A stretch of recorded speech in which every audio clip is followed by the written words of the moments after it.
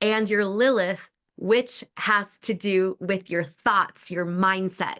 So I'm going to show you how these key placements are going to make the childhood experiences make so much sense and really help you create a powerful story from them so that you can create what you want within your dream body and within your life.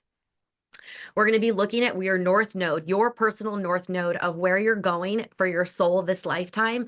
And we're going to use the wisdom from your south node, all the ways that you've already been in different lifetimes, so that you can really move forward to where you created your own soul blueprint to go in this lifetime. And then we're going to look at the best operating system based on your energy type, your profile, and your authority. So, we've got a manifesting generator, a manifestor, a generator. We have a projector, so a reflector. We have all these ways that we as a human work with energy in this human experience. So I'm going to help you break down exactly what you should be doing with your eating and your exercise and even your inner work and your environment, so that you can really use yourself as the key to creating your dream body and your dream life. The revolutionary transits of Saturn, Neptune, and Uranus are the same ones as the French and American revolutions. And they're moving into fire and air signs, which is mind, which is masculine energy. We are going to be seeing big changes in our belief systems because of these planets. Now, we're also in the north node of Pisces and the south node of Virgo starting in January of 2025 for an 18-month period. And this is so exciting to me as a Pisces sun sign, 12th house. I'm very deeply connected to this energy. This is the underworld. This is the collective world shadow. And so what this means is, as we're going towards it, we get to dive into the collective world shadow, the underbelly of society. That means that we are going to, with these revolutionary transits, we are going to be seeing what's really under the rug within our faulty systems that have a power dynamic between powerful people and institutions, and then the people that they quote unquote serve. What is exciting about this for me is that because this is Pisces energy of the shadow, of the unconscious, we are in such a heightened state for us to personally do our inner work for our body and then for our mission, vision, and purpose. The South Node in Virgo, like I said, with your own personal transit, the South Node is the wisdom and what we're moving away from. So we can't apply the South Node energy to the North Node. We get to release and we get to act wisely because of that information.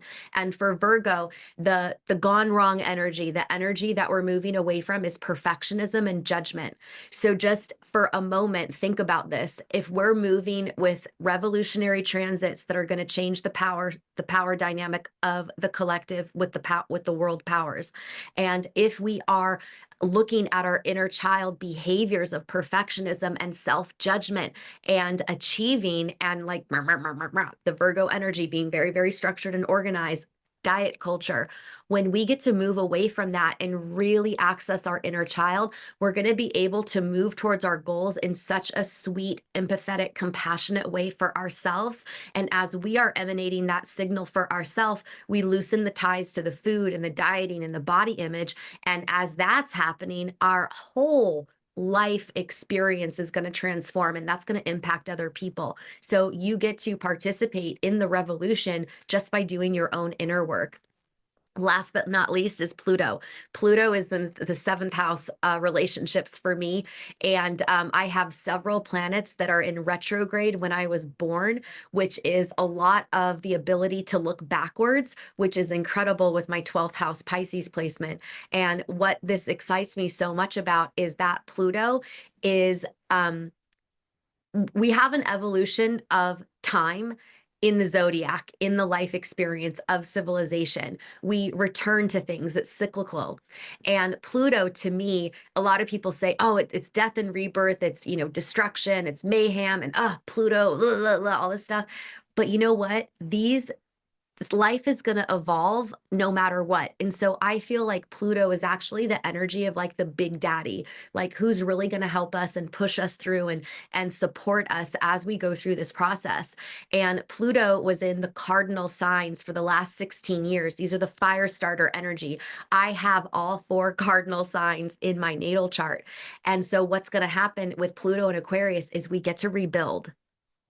We get to individuate from the collective group think. We get to individuate from the superpowers. We get to individuate with what we think the connection to God is. We get to really be whole within ourselves. And the Pluto in Aquarius is a 20-year period of building the next civilization. And all this to say that even though there are big aspects to the energy, I know how to break these down for you personally. And you're going to have that guidance and support every month that we're in this container together.